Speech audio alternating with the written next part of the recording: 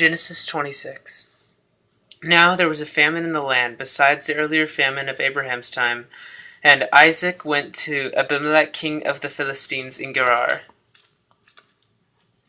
The Lord appeared to Isaac and said, "Do not go down to Egypt. Live in the land where I tell you to live. Stay in this land for a while, and I will be with you and will bless you. For to you and your descendants I will give all these lands, and will confirm the oath I swore to your father Abraham. I will make your descendants as numerous as the stars in the sky, and will give them all these lands. And through your offspring all nations on earth will be blessed. Because Abraham obeyed me and kept my requirements, my commands, my decrees, and my laws." So Isaac stayed in Gerar.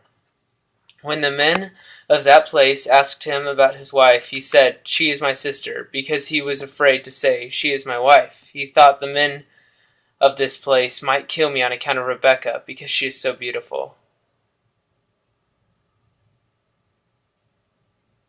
When Isaac had been there a long time, Abimelech, king of the Philistines, looked down from a window and saw Isaac caressing his wife Rebekah.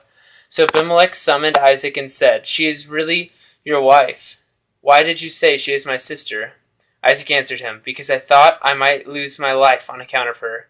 Then Abimelech said, "What is this you have done to us? One of the men might well have slept with your wife, and you would have brought guilt upon us."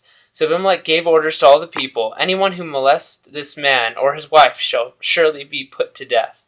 Isaac planted crops in that land, and the same year reaped 100-fold, because the Lord blessed him. The man became rich, and his wealth continued to grow until he became very wealthy. He had so many flocks and herds and servants that the Philistines envied him. So all the wells that his father's servants had dug in the time of his father Abraham, the Philistines stopped up, filling them with earth. Then Abimelech said to Isaac, "Move away from us, you have become too powerful for us." So Isaac moved away from there and encamped in the valley of Gerar and settled there. Isaac reopened the wells that had been dug in the time of his father Abraham, which the Philistines had stopped up after Abraham died, and he gave them the same names his father had given them. Isaac's servants dug in the valley and discovered a well of fresh water there. But the herdsmen of Gerar quarreled with Isaac's herdmen and said, "The water is ours." So he named the well Ezek, because they disputed with him. Then they dug another well, but they quarreled over that one also. So he named it Sitnah. He moved on from there and dug another well, and no one quarreled over it. He named it Rehoboth, saying, "Now the Lord has given us room, and we will flourish in the land." From there he went up to Beersheba. That night the Lord appeared to him and said, I am the God of your father Abraham. Do not be afraid, for I am with you.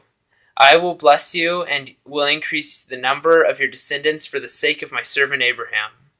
Isaac built an altar there and called on the name of the Lord. There he pitched his tent, and there his servants dug a well. Meanwhile Abimelech had come to him from Gerar with Ahuzzath, his personal advisor, in Phicol, the commander of his forces. Isaac asked him, "Why have you come to me, since you were hostile to me and sent me away?" They answered, We saw clearly that the Lord was with you."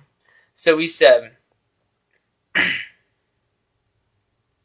"There ought to be a sworn agreement between us and you. Let us make a treaty with you, that you will do us no harm, just as we did not molest you, but always treated you well and sent you away in peace. And now you are blessed by the Lord." Isaac then made a feast for them, and they ate and drank. Early the next morning the men swore an oath to each other.